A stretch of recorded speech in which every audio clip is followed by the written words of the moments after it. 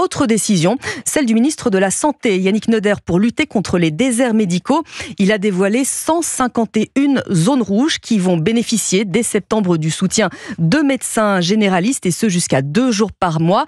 J'accueille pour en parler Agnès Gianotti qui est présidente du syndicat français des médecins généralistes. Mais avant cela, je me tourne vers vous Yasmina Katou parce qu'en résumé, les zones ont été choisies en fonction de certains critères. Oui, ces zones rouges ont été définies en fonction du nombre de patients, du nombre de soignants qui exercent sur le territoire ou encore de la distance avec le centre de santé le plus proche. Les pathologies des habitants ont aussi été analysées.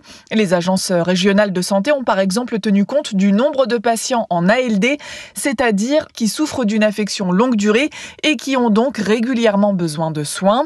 Ces 151 zones prioritaires, elles sont réparties un peu partout en France, dans les départements de la Creuse, de Lyon, la Haute-Loire, l'Aude ou encore dans les Landes. Le principe, c'est qu'à partir du 1er septembre, les médecins volontaires, que ce soit des généralistes ou des spécialistes qui exercent en zone bien dotée, effectuent jusqu'à 2 jours de travail par mois dans l'un de ces territoires où l'accès aux soins est compliqué. Le système reposera sur la base du volontariat pour commencer, mais le gouvernement veut à terme l'imposer à tous les professionnels. À partir du 1er septembre donc, c'est plus de 2 millions de Français qui pourront bénéficier d'un accès aux soins facilité. Merci Yasmina Katou, spécialiste santé d'Europe 1. Et pour commenter cette décision, j'accueille donc Agnès Gianotti. Bonjour. Bonjour. Présidente de MG France et le syndicat français des généralistes. 2 millions de patients sont concernés. Comment le syndicat que vous représentez accueille cette nouvelle ? La solidarité territoriale, si elle est sur la base du volontariat, nous n'y sommes pas opposés. Que les collègues qui le peuvent aillent donner un coup de main, c'est plutôt une bonne chose. Mais ce que nous n'avons pas, c'est les conditions de faisabilité. Parce qu'ouvrir un cabinet secondaire, c'est beaucoup de choses. C'est non seulement un local, c'est un personnel d'accueil, c'est une organisation des soins, c'est un logiciel métier, des terminaux de paiement, enfin...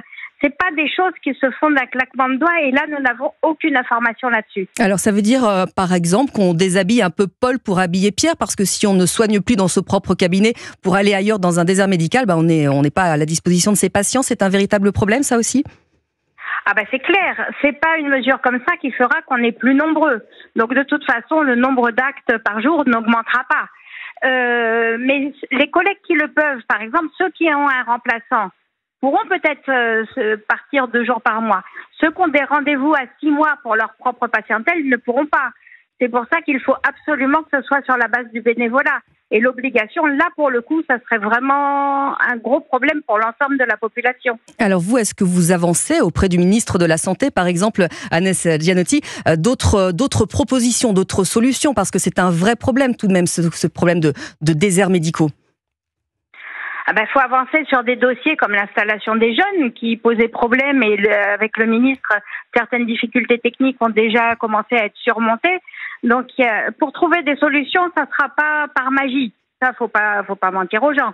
Mais cette solidarité peut être un premier coup de main là où les gens en ont vraiment besoin. Mais encore faut-il que les conditions soient réunies. Et là, franchement, on n'a pas d'informations là-dessus. Mais comment est-ce qu'on peut convaincre ? Vous parliez de la base du volontariat. Comment est-ce qu'on peut convaincre justement les médecins généralistes de se déplacer ? Déjà, en leur donnant des conditions d'activité du cabinet secondaire qui soient correctes. Et là, pour l'instant, je vous dis, c'est pas du tout défini. C'est ça, le principal obstacle, il est là. Et j'aimerais avoir également votre avis, Agnès Gianotti, parce qu'on va en parler dans un instant avec quelques Toulousains qui sont concernés. Puis c'est l'actualité sanitaire et médicale de la nuit. Votre avis, sur cette interdiction de fumer sur les plages, dans les parcs, sous les abribus, aux abords des piscines ? C'est vrai que le tabac est quand même un risque majeur en termes de santé publique, que ce soit pour ceux qui fument directement ou ceux qui sont à côté. Donc les mesures de prévention liées au tabac, c'est quand même quelque chose d'important. Après, j'ai pas les études de santé publique directement liées, mais ça me paraît plutôt une mesure qui va en faveur de la santé publique. Eh bien, je vous remercie Agnès Gianotti, présidente de MG France, syndicat français de généralistes, de votre intervention.